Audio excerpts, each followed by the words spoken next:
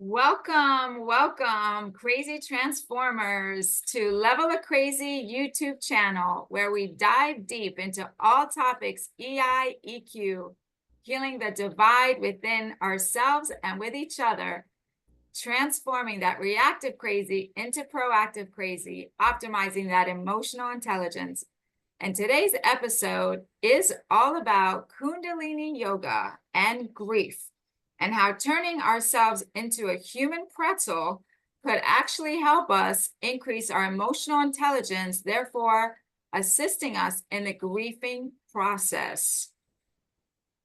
I am your host, Ala Esther Levy, emotional intelligence specialist, minister of spiritual healing, and undercover comedian. And our guest today on Zoom is Louis. And you know what? I'm not even going to try to pronounce his last name because I don't want to mess it up. And he will introduce it to us later. But let me tell you about Louis. He is an interesting gentleman. He was born in Caracas, Venezuela at the age of 10, moved with his family to Montreal, Canada for 4 years, where he learned English as a second language. Finished high school back in Caracas at a German school, where he learned some German. He then traveled to England and for a year, and then to Cavalry for 4 years, to Coventry, excuse me, for 4 years, to gain a BA honors college degree in design. He has always been naturally inclined towards mindfulness since his teens, even tried out some astral traveling. But it wasn't until he was 60, he is 69 now, that he got into yoga. And it was mainly to do with the healing process after a 2-year loss of his partner, which passed away basically in his arms from an aneurysm, after which he was devastated and moved to live permanently in the US. Nowadays, he is a senior designer in a well-established North American consumer products manufacturer, living in the heartland of the USA, the greater Memphis, Tennessee region. He is a certified Kundalini trainer, which he attained with the Yoga Source with Deva Carr, and we will learn more about that shortly. But before we get into our show for today, let's remember to thank our sponsors, Florida Balance Centers and EIEQinstitute.com, where we help you recognize and manage your level of crazy when dealing with vertigo, dizziness, balance, and pain management conditions.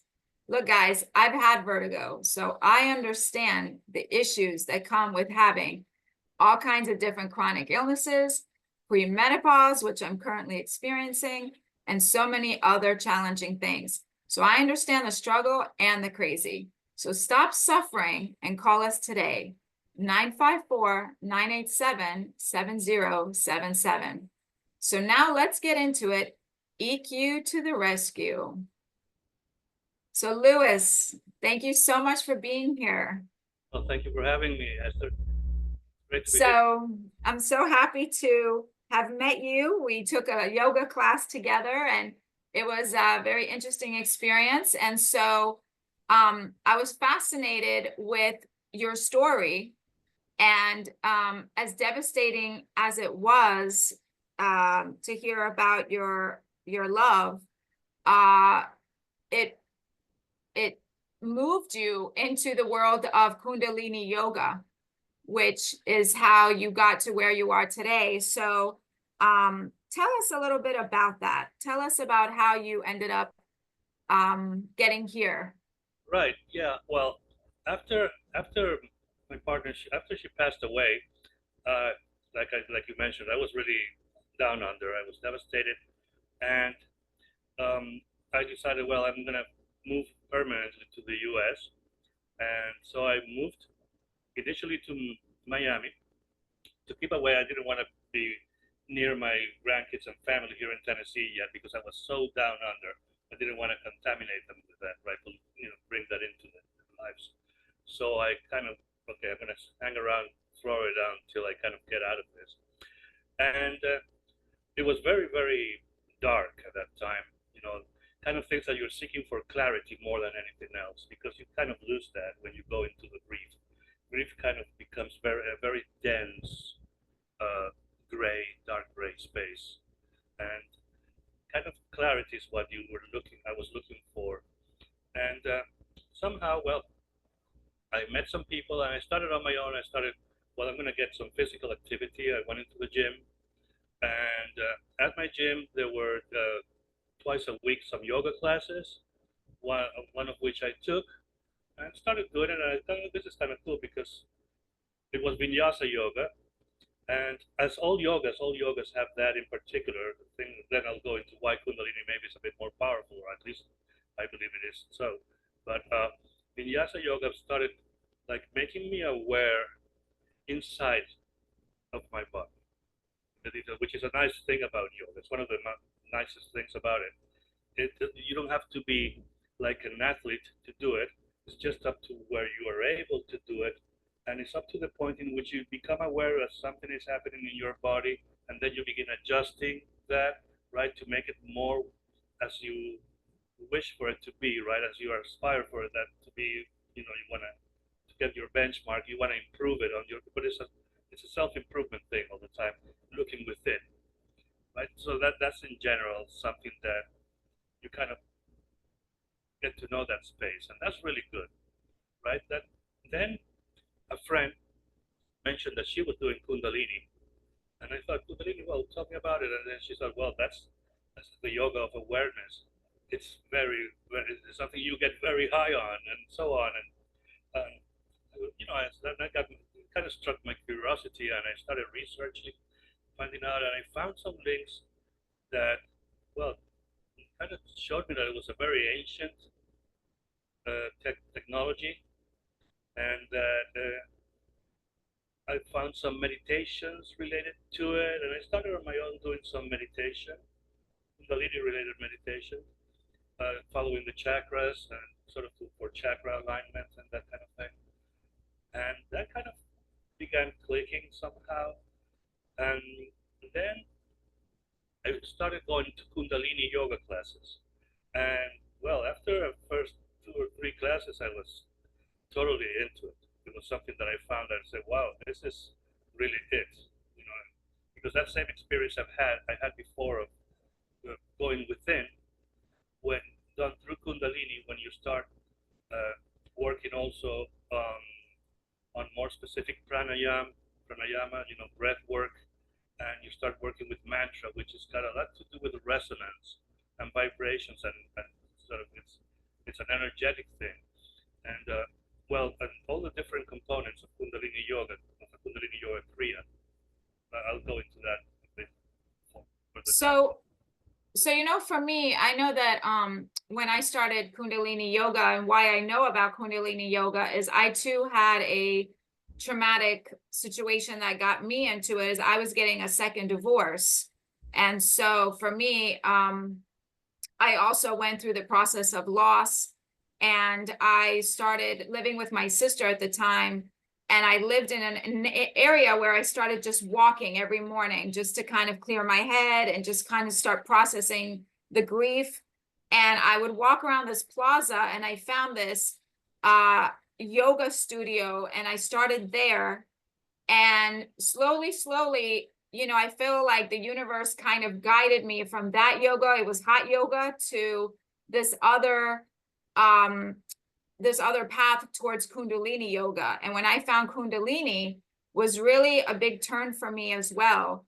There was something about it. I think it was the feeling of just being present and really becoming more aware, and the breathing, and there was just something that was being activated. I can't even describe it. I just know that it was so different than any other yoga experience that I've had. Is that the same type of experience you had? Yeah, that's it. Yeah, and I think it's got to do with the combination of all those elements that work in those Kundalini formulas, right, in the Kriyas.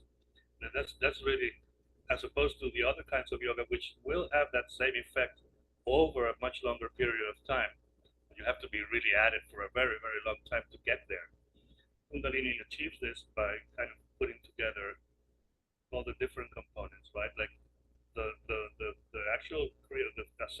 physical part, the breath work. First the breath work, then which kind of it's like a warm up as well for your asanas, right? Because it Right. improves your breathing capacity, and that's always good for the physical part. Then you do your physical part, which is also like a preparation for the meditation, right? Because once you've gone into your body and you become such a you know you refine your awareness by going into your body, right, and following in there. That prepares you for the meditation. That's like the kind of scaling up to it. Then when you meditate and you bring in the mantras, the resonance, well, the whole thing put together really is so powerful in terms of awareness and clarity. And Yeah. it's and healing. It heals. It's a great healer. Yeah. I think because it kind of shows you that it's a way that you're loving yourself. You're treating yourself. You're doing something so good for yourself, and you're seeing that happen. That's also something that comes about that you kind of separate the self, the ego, right? You kind of start seeing yourself in a different perspective, and that's very powerful too. That's very helpful and very healing. So how do you think that it helped you with your emotional intelligence? Emotional intelligence, I talk about it in the sense of, being able to recognize and manage the crazy. And I do believe that we have these two kinds of crazy. We have the reactive and we have the proactive crazy.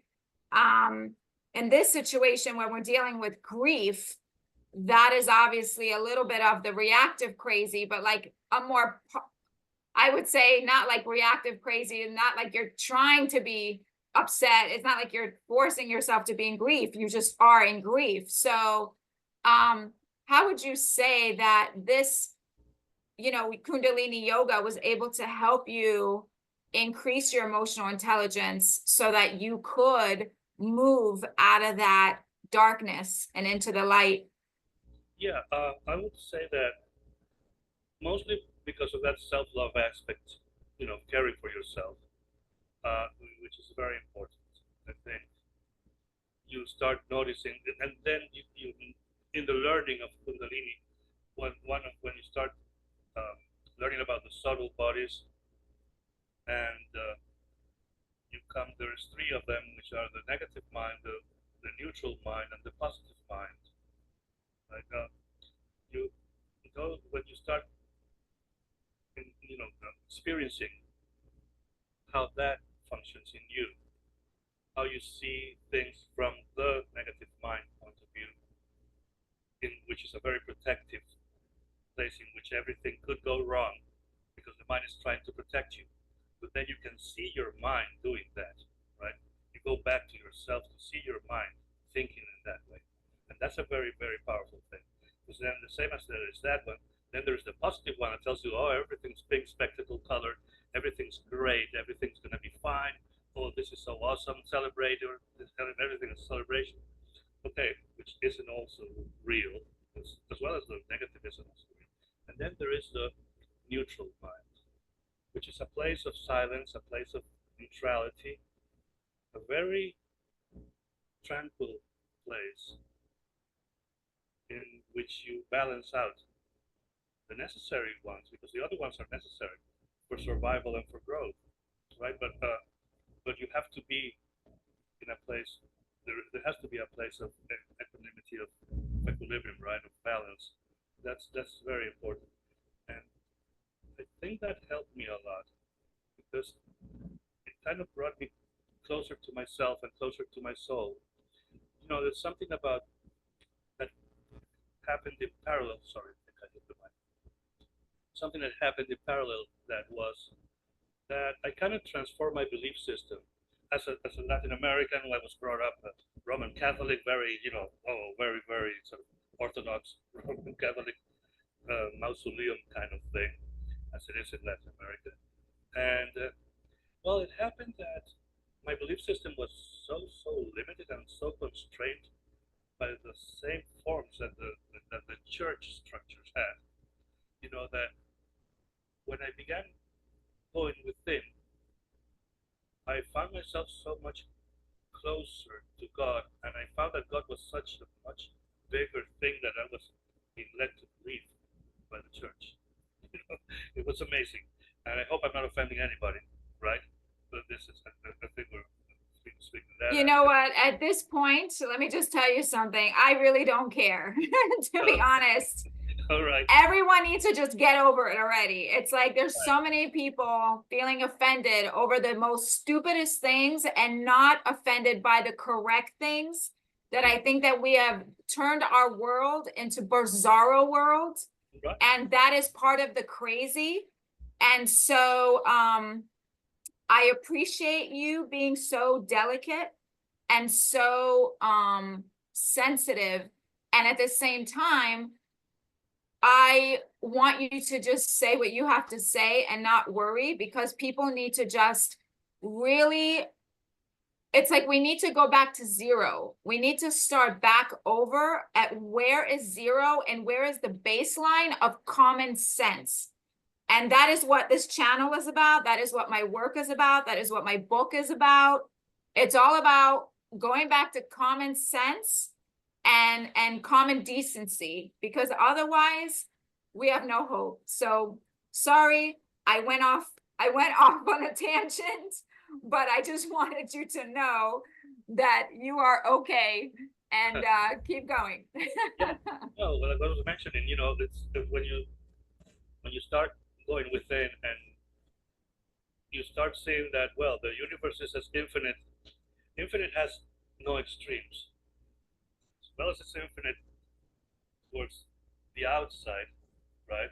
Towards the sky and the stars and all the other constellations, it's also infinite towards the inside, right? Within us. There's the same level. Infinite is infinite. There's no beginning or end. And when you start kind of moving in that space somehow, and you start seeing the magnitude of the creation and of what the well, the universe is, God as a universal consciousness is, it's it's quite humbling, and at the same time, it's just something that you become part of, because we're all part of it. We're all made of stardust. We're all made of the same stuff, right? And everything is live. Everything is alive. So we're just like a single big universal unit. That might be difficult for some to understand, but and some things don't need words or can't be put in words. There's a lot of experiential, I would say, subtle knowledge, right? That or information that travels through you and that you become aware of, and it's a very beautiful space. It's a space of growth. It's a space that teaches you very much about yourself and about your soul and who you really are. And so you feel that Kundalini helped you do that. Yes. And Yes. through that process, that's how you feel that your emotional intelligence has been increased because of that experience. Yes. One of the things, go ahead. I've achieved that. I mean, is that experience, is the Kundalini experience that has taken me to that space, to that understanding. Yeah, one of the things that my book talks about, one of the bricks is another term for tools in my book. And when people read my book, they will understand why they're called bricks. One of the bricks in the tools, it's the number one brick that we start off that section, is called functional spirituality. And functional spirituality means that you are working in unison with this invisible force in the universe, and together you create your best life. And so, it's much bigger, like you said, it's this much bigger understanding of God or divine or whatever it is that we want to call it, but whenever I know that I've had those doubts about what is this thing, it's something that's so profound you can't even explain it. You know, it's being in the right place at the right time. It's taking a right when you thought you should have made a left. It's when you were in an accident and nothing happened, or when you were in an accident and then something came out of that accident that you can't explain, that maybe improved your life dramatically or changed your life dramatically to now get you to another situation that you would have never been in if you never had that accident, right? So it's this like, it's Paradox. like, it's beyond, right? It's one of those things that's so beyond understanding. And I find that it's the very first tool that we must understand, and we may want to consider embracing if we do want to create a better life for ourselves and manage the crazy, because otherwise life is just too it's too random, it's too confusing, right? It just makes no sense. So yeah, so how do you, I always like to ask all my guests, how do you recognize and manage your level of crazy in this complex world and in life in general? Well, um, I would say that, well, we all get a dose of crazy. Yeah. First of all, I guess, well, I use my meditative and yogic techniques. That's a technology, right? And when you put it into practice, like any other technology, it just works like a pair of pliers and a screwdriver, and it's like that. There are tools that really really work. There's breath work. Is something that is very very helpful. Meditation. I mean, meditation. You can do meditation at any moment. You can do it for any period of time, for any length. Even 30 seconds of meditation is good. 3 minutes of meditation is good. 5 minutes is great. 11 is great. 40 minutes is awesome. You know, uh, it's always good. And yoga comes in as much as you can do it, because yoga is like that. Yoga, you shouldn't force it. You shouldn't create injuries of any sort, nor physical, spiritual, emotional, of any kind. So yoga is something that you kind of dose yourself according to what you really want to do and need to do. The other thing about yoga is something that there's no external benchmark. It's not something that you're competing against any other yogi. Yogis don't compete. I mean, each yogi has its own competition. Is something internal, but it's something for the yogi to control and to take care of. But it's you're the one that sets your levels, right? And that's very important too. Yeah.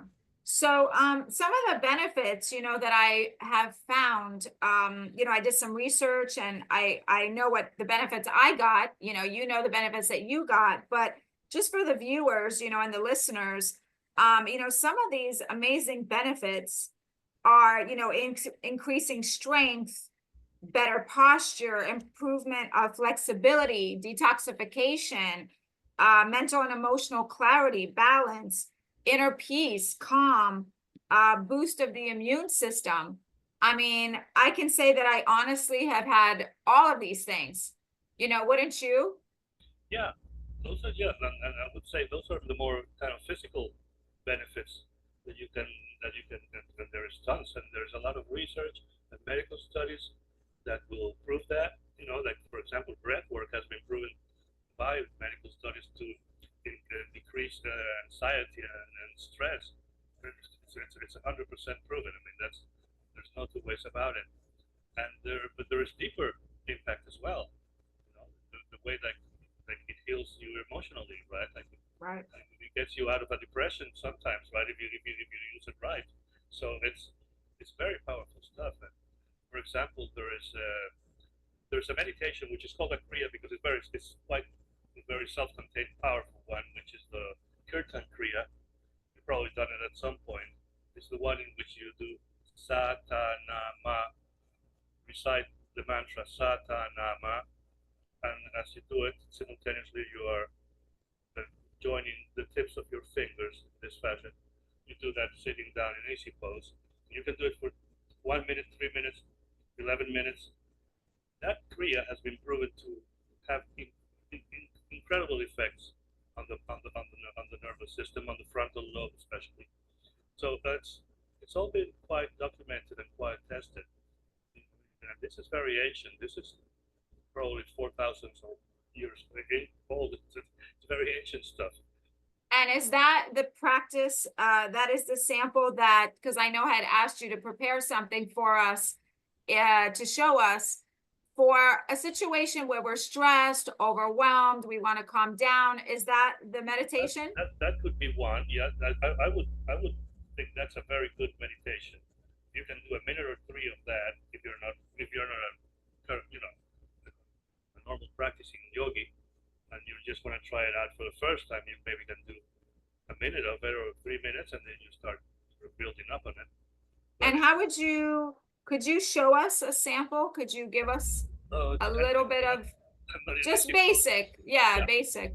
Let's say first, ideally you should sit in easy pose, like a cross-legged position, with your spine straight. That's important because of the flow of the spine fluid and all of that, and all that has to do with the impact of the meditation, right? But then you place your hands on your knees, and you can actually, the way it's done, it's done to a mantra that you normally play. It's called Kirtan Kriya, or Kirtan the mantra, or the Satanama mantra. You can look it up in Spotify or in any of those sound places, or maybe even in YouTube. You probably find the Kirtan Kriya demos. But what you do is that you sit easy pose with your spine straight, close your eyes, focusing. And what is easy pose? Easy pose is sitting on the floor. You can sit on a soft cushion with your legs crossed, right? And then you place your hands on your knees, right? So once your hands are on your knees, as the mantra plays, it's going to say Satanama. The mantra has three phases. First, out loud, Satanama, Satanama, Satanama. You're going to be chanting along with that, and you're going to be joining the tips of your fingers with each of the syllables. Satanama. As the mantra continues, at some point, and a third of the length of the mantra is going to become the whisper. It's going to be.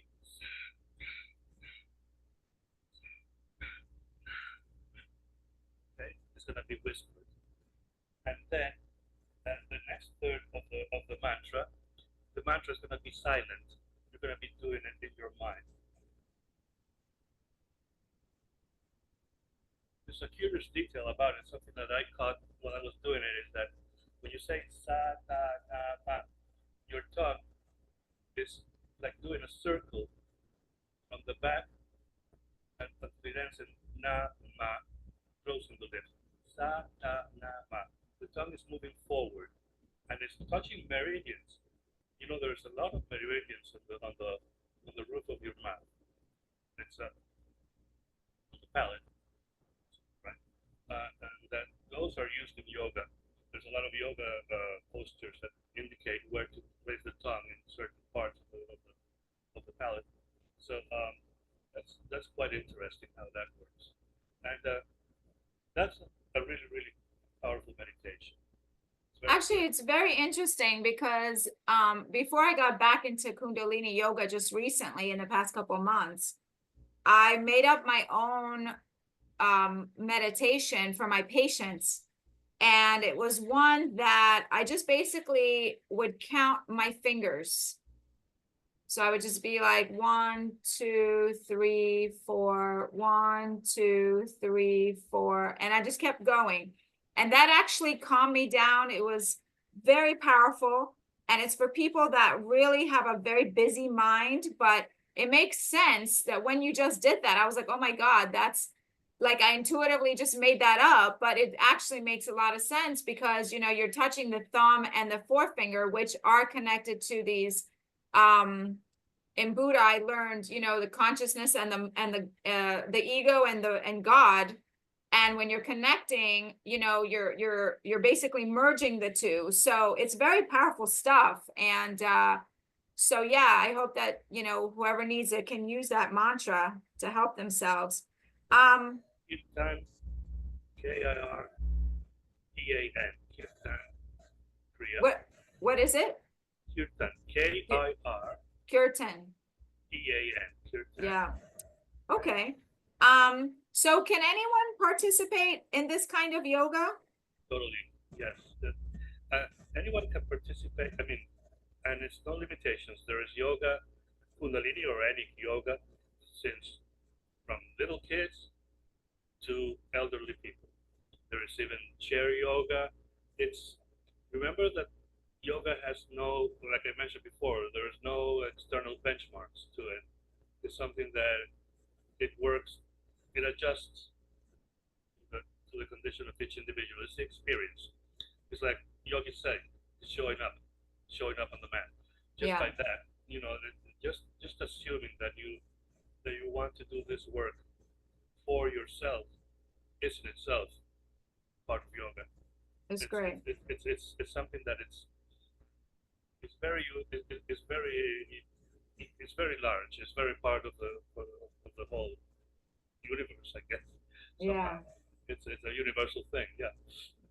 So, is there one exercise that you find is more difficult? Like for me, for the frogs are my most challenging exercise.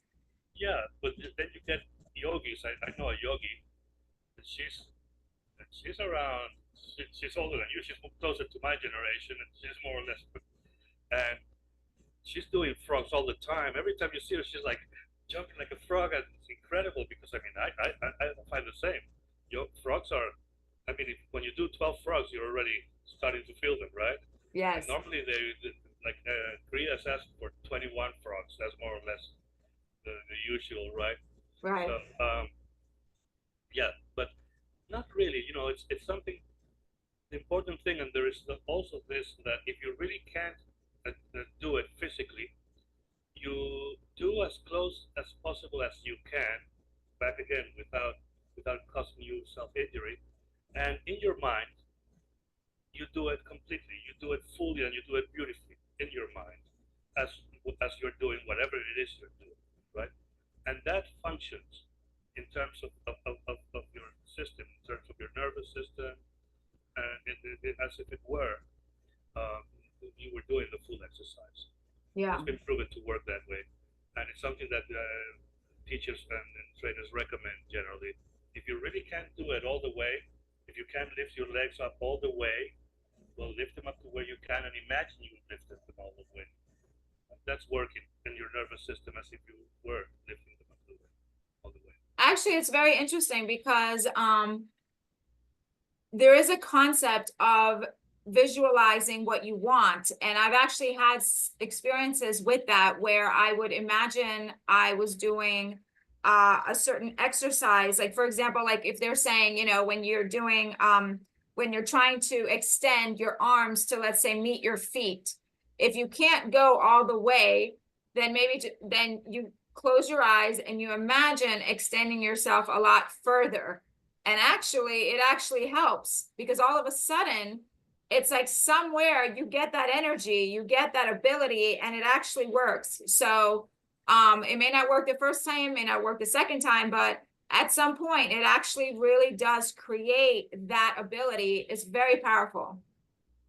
Yeah, well, the other thing about Kundalini is, in that aspect in particular, is that exercise or asanas by themselves, okay, they're all good. There's never going to be anything wrong with them. But the way that Kundalini really works is by doing the whole Kriya, the whole formula. I mean, there is in the Kundalini Research Library, in the Kundalini Research Institute, there's the library of teachings. Right now, I think there's something like nearly 600 Kriyas and over 1,000 lectures by Bhajan. And there's still a lot to be published. but Yeah, I'm sure. there's a huge number, right? These are formulas. They have impact in a, in something or another, right? They work for something or for something else. They're directed at something, each of those kriyas. Some might be for stress and anxiety. Some might be for your kidneys at some point. There's all kinds of formulas, right? And all kinds of recipes for different elements and different problems that you may want Yeah. to work on. So that's pretty. That's a very rich source of information. The Library of Teachings in the KRI. Yeah. So, okay, well, do you have any final thoughts as we wrap up? It's been a very powerful conversation. This information is so important for people, that are really suffering with grief. And if you're really trying to find a way to move through grief or depression or any kind of reactive feelings and emotions, this could really be a huge resource for you. So, any final thoughts, Louis, about Kundalini Yoga? Well, I think that Kundalini Yoga in itself, or yoga and mindfulness in general, I think it's a path to follow. It's something that makes us better human beings, and it's got to do a lot in the way we treat ourselves. That's so important, because with all the bombardment of information and stuff that's thrown at us to knock us down, right, and to make us more vulnerable, you have to take care of yourself, and it's also a path towards enlightenment. But enlightenment is not a destination.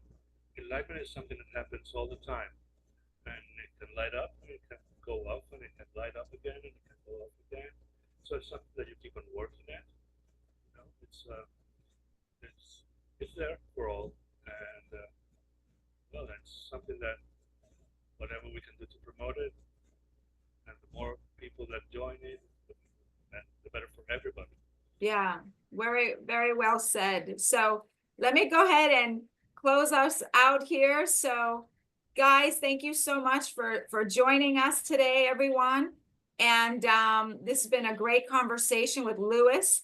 Just a reminder, if you would like to support our work, there's a donation link below in the description. And until we see you next time, let's finish out with our famous quote here. So, when you know and understand yourself, the world will know and understand you too. And remember, what's the best that can happen? So thank you so much, Louis, for being here with us.